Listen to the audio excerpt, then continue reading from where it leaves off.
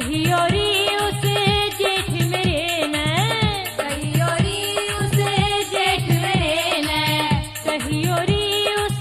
जेठ मेरे ने न कड़वे चोर लखावे फागण में, न कड़वे चोर लखावे फागण में, बुढ़िए लुगाई मस्ताई फागण में, बुढ़िए लुगाई मस्ताई फागण में, कच्ची इमली गदराई फागण में, कच्ची इमली गदराई फागण में हो।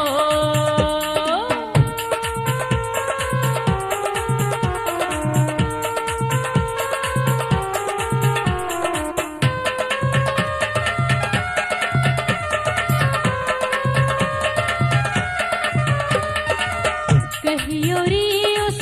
देवर मेरे ने, कहियो री उस देवर मेरे ने, कहियो री उस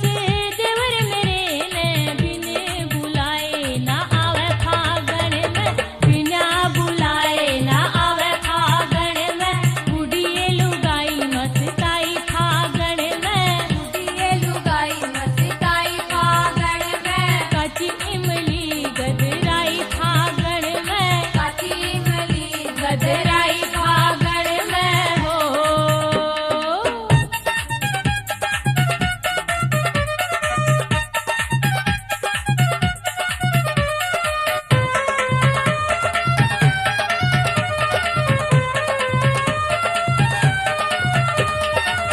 कहियो री उस